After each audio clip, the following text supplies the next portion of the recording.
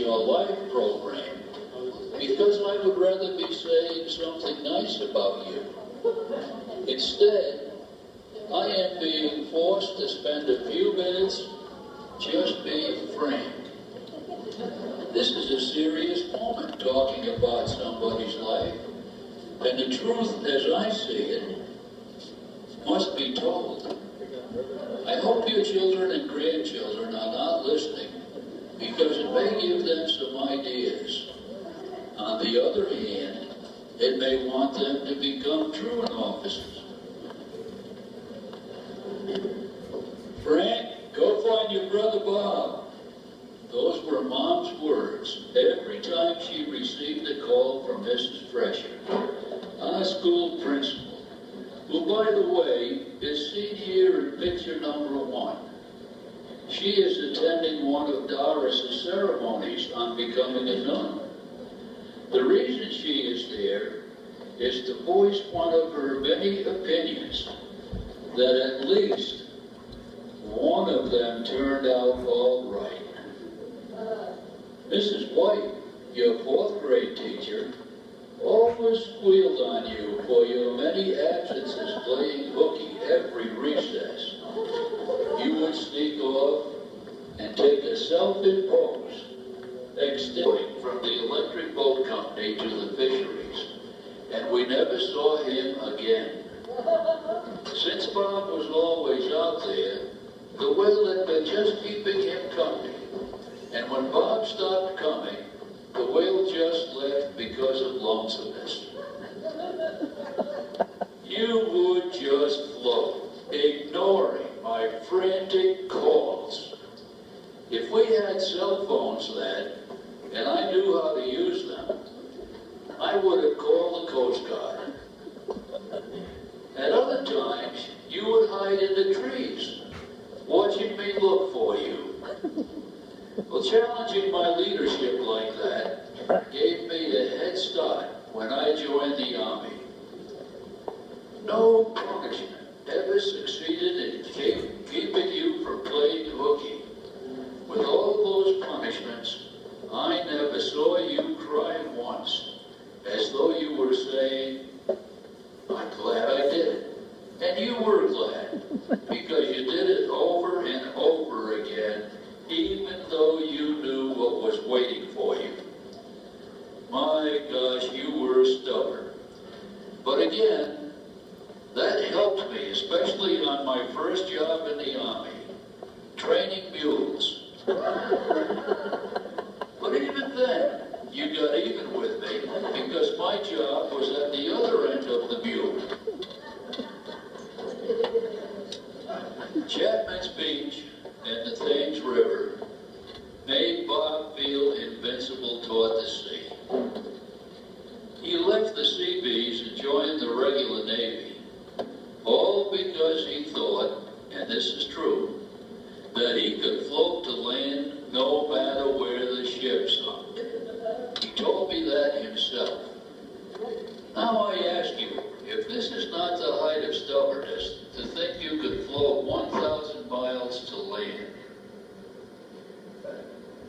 While preparing this soliloquy, it dawned on me that if I could find enough of his shipmates, Bob could be in the Guinness Book of World Records as the only full-fledged sailor that ever had to carry a bucket with him every day at sea because of seasickness. That is a matter of record in a book written by one of his shipmates. I think that in the same book, or as he related to me, Bob predicted that the ship was going to crack up and sink, which it did. Now, Bob was determined to never be found out wrong, so I sometimes wonder if he had a hand in it. I have to admit that once during his hooky period of life, I felt so sorry for him that I actually cried. But he still didn't cry. He had spent so much of his time hiding at the beach that he became so sunburned that much of his body was melted skin and flesh. Nothing I saw in Army Field Surgical Hospitals was worse than that. And it is a wonder that he did not retain some permanent disfiguration. Still, he never cried, even though I cried for him. It never kept him from going back to the beach. Bob, there was one thing I could never understand about you. Well, maybe two things. First was how you could take punishment for something you never did and never protest or cry. Like the time Mom and Dad picked a 10-quart pail of blueberries from the swamp in back of our lot and left them unguarded in the backyard. Larry Jacobson or I thought it would be great sport to swing the bucket over and around our head without spilling a berry. The berries won and were scattered all over the yard in the grass. Mom came out and we said, Bob did it. Before we could come up with a better story, it seemed a good one at the time, you got the strap, the same one that we threw in the furnace. You never denied it and took it silently, never crying. Now some would have considered that quite a virtue, but it didn't help us. The next day, over the fence, Mom was telling Mrs. Jacobson about the dastardly deed you had done. And Mrs. Jake said, no, he didn't. Frank and her Larry had done it. That shook Mom up. She had punished her favorite son for something he did not do. Then I got the strap, harder than you, and you got $1. You still owe me half. In the speech you have to give, since I had to give one, it is only fair, as a part of your life, you tell this audience why I never heard you cry or complain once. The biggest challenge you ever gave me was getting you out of bed, dressed up, and on a bike to deliver our big paper route at 4 o'clock in the morning in freezing rain and snow. It was all I could do to keep you from dumping all your papers in one place and go back to bed. I'm still not sure you didn't. You spent years plotting your revenge for that, and I have never forgiven you. What you did was steal my day in the sun for yourself. As I recall, I was captain of the bicycle racing team at Fitch High School.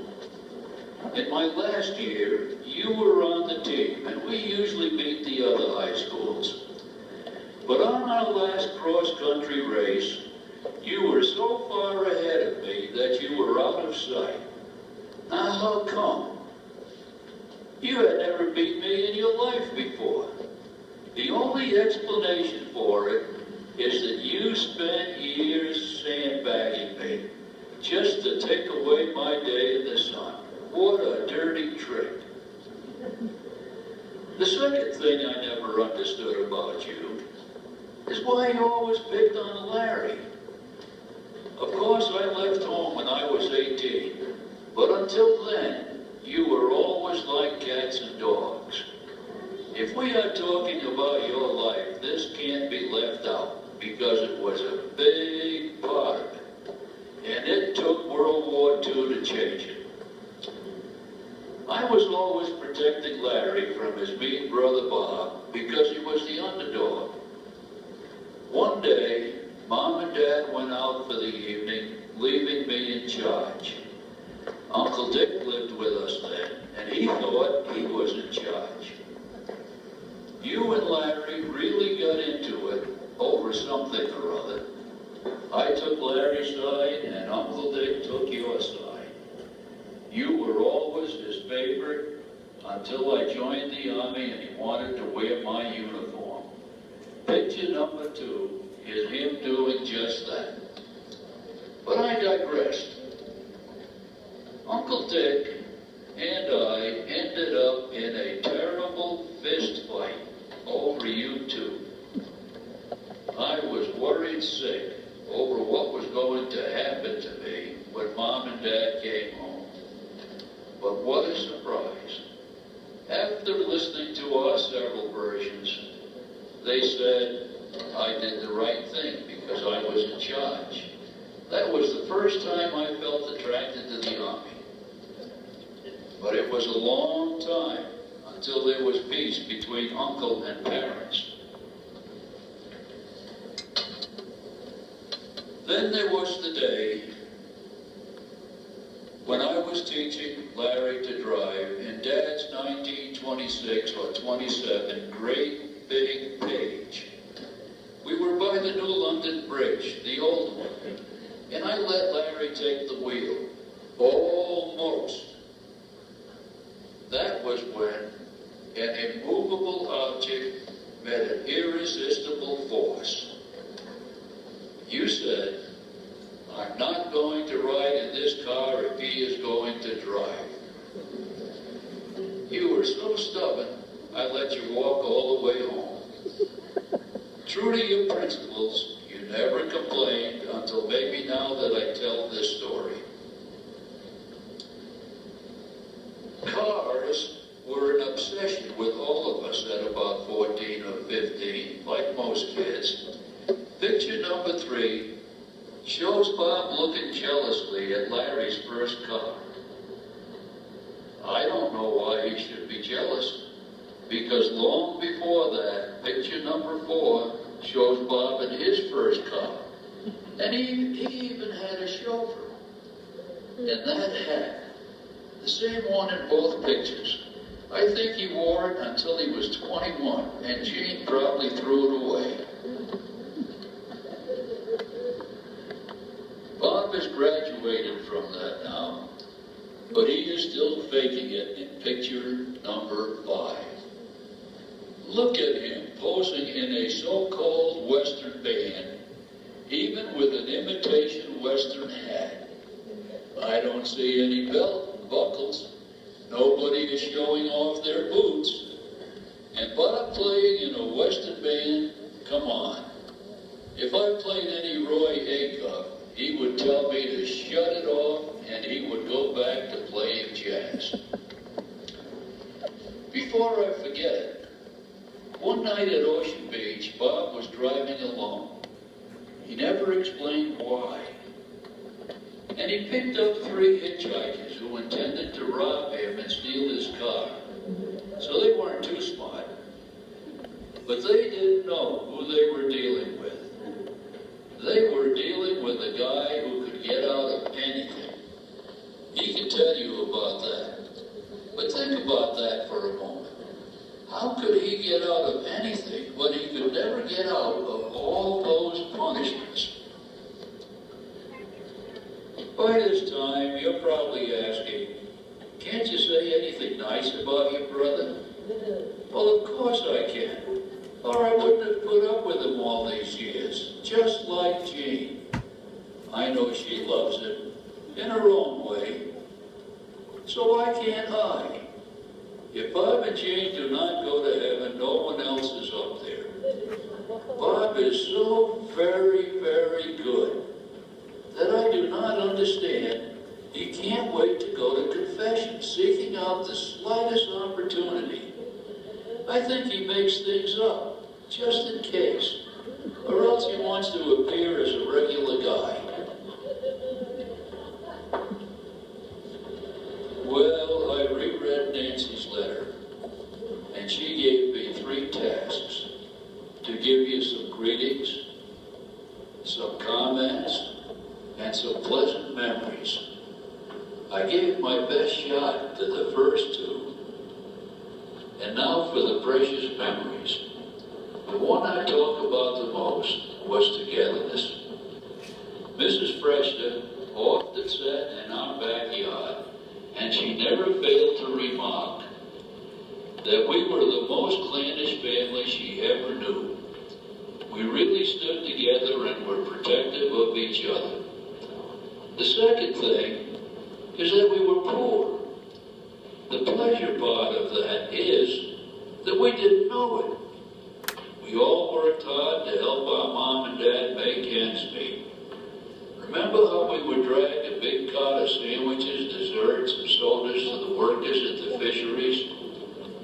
Mama made the greatest sandwiches. Crab meat was the biggest seller, and the workers would be waiting for us every day. One day coming home, I tossed a big bag of change to you, evidently too hard. The bag broke and the contents were spread all over the cinders and grass. We only found about half of the money. I don't have the heart to tell you the rest. But it wasn't one of our most pleasant memories. We did have a big paper route and sold magazines from door to door for miles as far as the sub-base. A little correction I'd like to make in my comments. There was nothing to forgive you for when you beat me in that bike race. It was a team effort and I was proud of you. I still brag about you today for that. We sure were mortalist bikers, even riding 50 miles to see Aunt Florence and Uncle Arthur. They weren't home, and we had to ride further to find them at a carnival or a fair. They could not believe it, and Mom didn't even know we were gone until Aunt Florence called her. A bike was our transportation to Fitch High School because we couldn't afford a bus. Add to that the hours we spent delivering papers on bikes, and it is no wonder we were rarely beaten in races. You can't imagine this today, but we used to spend 3 months a year sliding on a sled on Warner Street or Bill's Hill. Does that say anything about Earth warming? Gosh, you got to be old to remember that. Owning a sled then was the greatest gift one could get for Christmas, and it was a thrill. We couldn't afford horseshoes, so our evening activities after the store was closed were duck in the rock, horse, kick the can, hide and seek, and hide from our dog, Fritz, the almost human dog. About bedtime, we would gather around our Philco radio and beg to listen to The Witch's Tale, which always gave me nightmares, and The Shadow Knows. How easy and cheap it was to entertain kids in those days. Today it would be punishment to play those games.